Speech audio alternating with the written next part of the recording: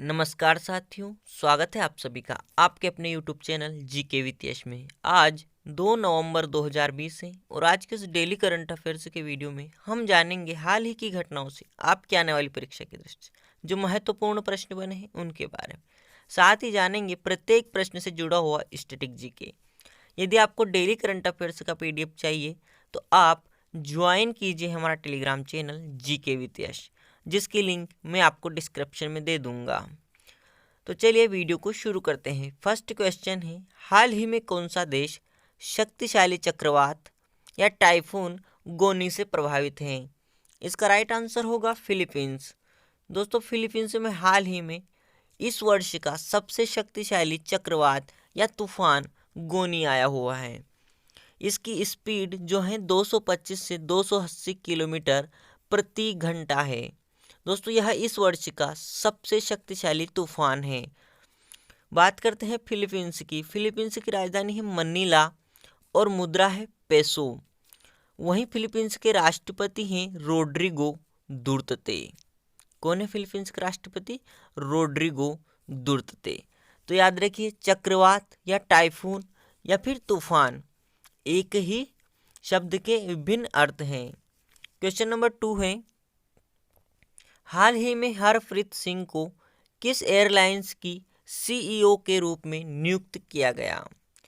इसका right answer होगा दोस्तों एलायंस एयर। हाल ही में हरप्रीत सिंह को एलायंस एयर की पहली महिला CEO के रूप में नियुक्त किया गया है। यानी यह एलायंस की CEO बनने वाली हरप्रीत सिंह पहली महिला है। आपको बता दें कि 1988 में एयर इंडिया की पहली महिला पायलट बनी थी हरप्रीत सिंह। बात करते हैं एलायंस एयर की। एलायंस एयर दोस्तों एयर इंडिया की सहायक कंपनी है और इसकी स्थापना 1996 में हुई थी और इसका मुख्यालय नई दिल्ली में है। क्वेश्चन नंबर 3 है, किस राज्य में भारत का पहला टायर पार्क स्थापित किया जाएगा? इसका राइट आंसर होगा पश्चिम बंगाल। दोस्तों, पश्चिम बंगाल में भारत का पहला टायर पार्क स्थापित किया जाएगा। बात करते हैं पश्चिम बंगाल की। पश्चिम बंगाल की मुख्यमंत्री हैं ममता बनर्जी और राज्यपाल हैं जगदीप धनखड़। कौन है राज्यपाल? जगदीप धनखड़। क्वेश्चन नंबर 4 है, प्रत्येक वर्ष विश्व शहर दिवस किस दिन मनाया जाता है? इसका राइट आंसर होगा 31 अक्टूबर। प्रत्येक वर्ष 31 अक्टूबर को विश्व शहर दिवस या वर्ल्ड सिटीज डे मनाया जाता है। इस वर्ष की थीम है दोस्तों valuing our communities and cities. क्या है? Valuing our communities and cities. World cities day की शुरुआत वर्ष 2014 में हुई थी। कब हुई थी? वर्ष 2014 में चीन के शंघाई शहर से विश्व शहर दिवस की शुरुआत हुई थी। क्वेश्चन नंबर 5 है, केंद्र सरकार ने किस सिख गुरु की 400वीं जयंती मनाने के लिए प्रधानमंत्री मोदी की अध्यक्षता में उच्च स्तरीय समिति गठित की? इसका राइट आंसर होगा दोस्तों गुरु तेग बहादुर।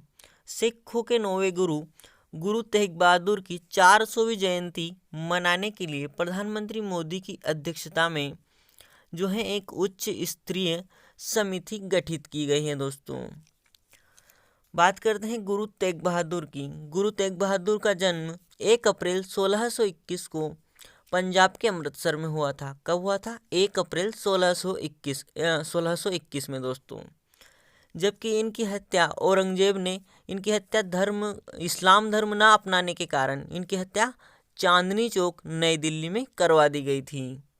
ये सिखों के 9वें गुरु थे, जबकि सिखों के 10वें गुरु गोविंद सिंह थे। दोस्तों, क्वेश्चन नंबर 6 है, नवीनतम अध्ययन के अनुसार कौन सा देश प्लास्टिक कचरे का उत्पादन करने में शीर्ष पर है? इसका राइट आंसर होगा अमेरिका। दोस्तों, प्लास्टिक कचरे का उत्पादन करने में अमेरिका शीर्ष पर है। वहीं बात करते हैं प्लास्टिक निर्यातक देशों की। दोस्तों, सबसे ज़्यादा प्लास्टिक के खिलौने या प्लास्टिक के जो वस्तुएं हैं निर्यात करने में चीन प्रथम स्थान पर है, जर्मनी दूसरे स्थान पर है, जबकि अमेरिका तीसरे स्थान पर है। यानी चीन, जर्मनी और अमेरिका 3 सर्वाधिक प्लास्टिक निर्यातक देश हैं। जबकि कचरा कौन उत्पादन करता है? कचरा सर्वाधिक अमेरिका उत्पादित करता है, जबकि निर्यात चीन करता है दोस्तों। क्वेश्चन नंबर 7 है, राज्य लोक सेवा परीक्षा के आवेदन पत्र में लिंग श्रेणी में विकल्प के रूप में ट्रांसजेंडर को शामिल करने वाला पहला राज्य कौन सा है? इसका राइट आंसर होगा असम। दोस्तों, हाल ही में असम की राज्य लोक सेवा परीक्षा के आवेदन पत्र में जो जेंडर का जो दिया होता है फॉर्म फिल करने के समय, जैसे जेंडर दिया जाता है कि फीमेल या मेल, दोस्तों उस आवेदन पत्र में एक तीसरी श्रेणी भी दी गई है असम के राज्य लोक सेवा आयोग द्वारा। उसमें थर्ड जेंडर यानी जेंडर के स्थान पर मेल, फीमेल और ट्रांसजेंडर का ऑप्शन दिया गया है। बात करते हैं असम की। असम के मुख्यमंत्री हैं सर्बानंद सोनोवाल और राज्यपाल हैं professor Jagdish Mukhi. Question number 8 है, हाल ही में आर दोरी कन्नू का निधन हो गया, उनका संबंध किस क्षेत्र से था? इसका राइट आंसर होगा दोस्तों राजनीति। आर दोरी कन्नू जो है तमिलनाडु के कृषि मंत्री थे दोस्तों। 72 वर्ष की आयु में इनका निधन कोविड-19 के चलते हो गया। कौन थे ये? तमिलनाडु के कृषि मंत्री। क्वेश्चन नंबर 9 है, हाल ही में जारी एक्सीडेंट्स इन इंडिया 2019 रिपोर्ट के अनुसार देश में प्रतिदिन कितनी सड़क दुर्घटनाएं होती हैं? हाल ही में दोस्तों केंद्रीय सड़क परिवहन एवं राजमार्ग मंत्रालय द्वारा एक्सीडेंट्स इन इंडिया 2019 रिपोर्ट जारी की गई है। इसके अनुसार प्रतिवर्ष भारत में 1230 जो दुर्घटनाएं होती है, यानी इसका राइट आंसर होगा ऑप्शन भी। दोस्तों, बात करते हैं घंटे के हिसाब से, तो प्रति घंटे 51 दुर्घटनाएं होती हैं और 17 लोग की मृत्यु होती है दोस्तों प्रति घंटे। जबकि प्रतिदिन भारत में प्रतिदिन सड़क दुर्घटनाओं में 414 लोगों की मृत्यु होती है। कितने लोगों की दोस्तों? 414 लोगों की मृत्यु प्रतिदिन होती है। जबकि 2019 में 4,80,652 सड़क दुर्घटनाएं हुई। इन सड़क दुर्घटनाओं में 1,50,785 मौतें दर्ज की गई हैं भारत में। दोस्तों, बात करते हैं सर्वाधिक मौतें जो है भारत में 2 पहिया वाहन से होती है। 37% जो मौतें होती है वो 2 पहिया वाहन की दुर्घटनाओं से होती है। भारत सड़क दुर्घटनाओं के मामले में विश्व में तीसरे स्थान पर है, जबकि सड़क दुर्घटनाओं से मृत्यु के मामले में पहले स्थान पर है। यह इम्पोर्टेंट डाटा है। क्वेश्चन नंबर 10 है, किस राज्य में कोविड-19 उपचार क्लिनिक स्थापित किए जाएंगे? इसका राइट आंसर होगा केरल। दोस्तों, केरल में जो है कोविड-19 उपचार के लिए पूरे राज्य में क्लिनिक स्थापित किए जाएंगे। यह ऐसे लोगों के लिए होंगे जो कोविड-19 से ठीक हो चुके, उनके लिए है ये क्लिनिक। केरल के मुख्यमंत्री हैं पिनाराई विजयन और राज्यपाल हैं आरिफ मोहम्मद खान। क्वेश्चन नंबर 11 है, भारतीय मूल के किस निर्देशक की फिल्म फनी बॉय को कनाडा की ओर से ऑस्कर में नामित किया गया? इसका राइट आंसर होगा दोस्तों दीपा मेहता। भारतीय मूल की कनेडियन डायरेक्टर दीपा मेहता की फिल्म फनी बॉय को कनाडा की ओर से ऑस्कर में नामित किया गया है 2021 के ऑस्कर अवार्ड के लिए। आपको बता दें कि इससे पहले दीपा मेहता की एक फिल्म को और जिसका नाम वाटर है उसे भी 2007 में कनाडा की ओर से ऑस्कर में नामित किया जा चुका है। यह उनकी दूसरी फिल्म है जो ऑस्कर में नामित होगी कनाडा की ओर से। दोस्तों, फनी बॉय फिल्म जो है श्रीलंका के गृह युद्ध पर आधारित है। श्रीलंका में जो तमिल और सिंहली लोगों के बीच संघर्ष हुआ था उस पर यह फिल्म आधारित है।